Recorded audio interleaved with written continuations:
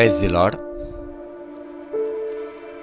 आज शुक्रवार 23 तारीख फरवरी का महीना, हम लोग लैंड स्पेशल डेली 10वां दिन में है। विषय पूर्वजों की सही मानसिकता। आज अपन सीखेगा धान। धान अभी अपना सबको मालूम है, धान यह जेकब और बिला का पुत्र है। अभी बिला कौन है? रेचल का दासी। रेचल का दासी। क्या हुआ जब रेचल का गर्भ को परमेश्वर ने बंद रखा, तभी लेह को 4 पुत्र हो चुका था। अभी रेचल हृदय में परेशान होने लगी, वो हर दिन टूटने लगी। उसने अपने पति जेकब को बोला, तू मेरी दासी बिला के पास जा ताकि उससे मुझे पुत्र प्राप्त हो। पढ़ते उत्पत्ति का किताब 30 अध्याय 3 वचन के आगे। राहेल ने कहा, अच्छा मेरी लोंडी बिला हाजिर है, उसी के पास जा, वह मेरे घुटनों पर जनेगी और उसके द्वारा मेरा भी घर बसेगा। तो उसने उसे अपनी लोंडी बिला को दिया कि वह उसकी पत्नी हो, और याकूब उसके पास गया और बिला गर्भवती हुई और याकूब से उसके एक पुत्र उत्पन्न हुआ। और राहेल ने कहा, परमेश्वर ने मेरा न्याय चुकाया और मेरी सुनकर मुझे एक पुत्र दिया, इसलिए उसने उसका नाम दान रखा। दान जेकब और बिला का पुत्र, पर बिला रेचल की दासी होने के कारण रेचल ने बिला का पुत्र का नाम धान रखा। धान धान मतलब न्याय। धान मतलब परमेश्वर ने मेरा न्याय चुकाया। रेचल ने यह बात बोला उत्पत्ति का किताब 30 अध्याय 6 वचन में, परमेश्वर ने मेरा न्याय चुकाया और मेरी सुनकर मुझे एक पुत्र दिया, इसलिए उसने उसका नाम धान रखा। अभी धान को 11 भाई है। 11 में से उसका सगा एक ही भाई है, उसका नाम है नप्ताली, और बाकी 10 चचेरा भाई है। 12 गोत्र में एक गोत्र का नाम धान है।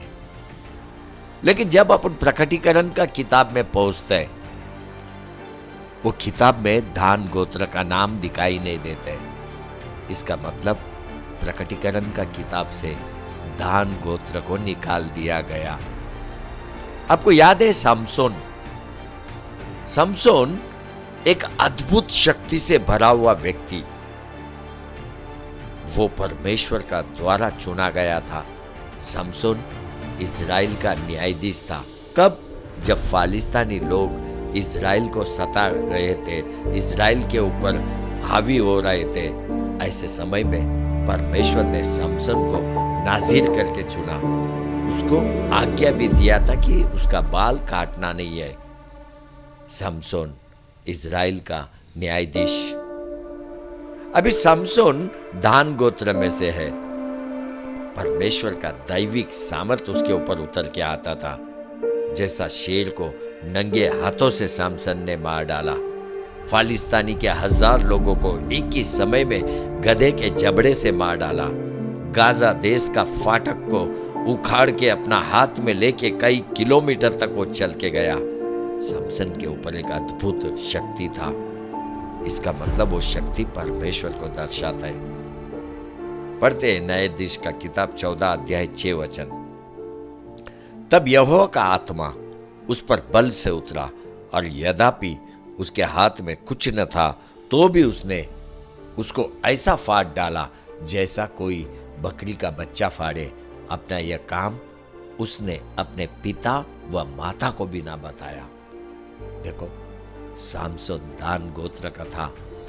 उसका जीवन देखेगा तो एक वैश्या दलीला के आसपास घूमते रहते हैं। यह अच्छा स्वभाव नहीं है, पर परमेश्वर का कृपा उस पर था। परमेश्वर का आत्मा बल से उसके ऊपर उतर के आता था। उसमें एक अच्छा स्वभाव अपने को देखने को मिलता है। समसन ने बड़ा बड़ा काम किया, लेकिन कभी भी किसको बताया नहीं। उसने बढ़ाई नहीं किया। इतना ही नहीं, अपने माता पिता को भी उसने बताया नहीं। लेकिन आज अपना स्वभाव कैसा है मालूम है? थोड़ा कुछ करेगा तो उसमें मिलावट करके बड़ा चढ़ा के बताते हैं। ये अपना स्वभाव है, ये बहुत ही गलत स्वभाव है। ये एक बड़ाई और घमंड का आत्मा है। बड़ाई करने का स्वभाव वाले व्यक्ति के ऊपर कभी भी परमेश्वर का आत्मा उतर के आ नहीं सकता है। आज देखो, कई विश्वासी है जो परमेश्वर का आत्मा को अनुभव नहीं करता है। क्यों? क्योंकि बड़ाई का आत्मा ने स्थान ले लिया। बड़ाई का आत्मा शैतान का आत्मा है। जब शैतान का आत्मा तेरे अंदर है तो परमेश्वर का आत्मा क्यों करके तेरे ऊपर उतरेगा? हो सकता है तू सामसन की तरह वासना का शिकार हुआ रहेगा, वासना किया होगा, तेरे से गलती हुआ होगा। क्षमा है, परमेश्वर में अभी भी क्षमा है। तेरे को पश्चाताप करना है, क्षमा मांगना है, परमेश्वर में लौट के आना है। तू वासना के स्वभाव से बाहर निकलना है, घमंड के स्वभाव से बाहर निकलना है, बड़ाई करने का स्वभाव से बाहर निकलना है। देखो, बड़ाई का स्वभाव बहुत ही घातक है। ये एक शैतान का आत्मा है। इसमें से केवल तेरे को नष्ट और नुकसान मिलेगा। शैतान के आत्मा से बच, शैतान के आत्मा से बच। सैमसन को दलीला के कारण बहुत ही नष्ट उठाना पड़ा। इतना ही नहीं, सैमसन ने परमेश्वर का आत्मा को भी खो दिया। जैसे दलीला ने सैमसन का बाल को काट डाला, क्या हुआ? सैमसन ने परमेश्वर का आत्मा और बल को खो दिया। सैमसन के अंदर एक बुरा स्वभाव था, वो है वासना का स्वभाव, वासना का स्वभाव। लेकिन परमेश्वर ने उसको क्षमा किया। एक अच्छा बात सैमसन में अगर कुछ था तो वो बड़ाई नहीं करता था। उसके अंदर शैतान का आत्मा नहीं था। यही कारण है जब सैमसन ने फिर से परमेश्वर को आत्मा मांगा, परमेश्वर ने उसको आत्मा दिया। पढ़ते हैं न्यायाधीश का किताब 16 अध्याय 28 से 30 वचन। तब सिमसोन ने यह कहकर यहोवा की दुहाई दी कि हे प्रभु यहोवा, मेरी सुधि ले। हे परमेश्वर, अब की बार मुझे बल दे कि मैं फालिस्तियानी से अपनी दोनों आंखों का एक ही पलटा लूं। तब सिमसोन ने उन दोनों के बीच वाले खंभों को जिनसे घर संभाला हुआ था पकड़कर एक पर तो दाहिना हाथ और दूसरे पर बाया हाथ से बल लगा दिया।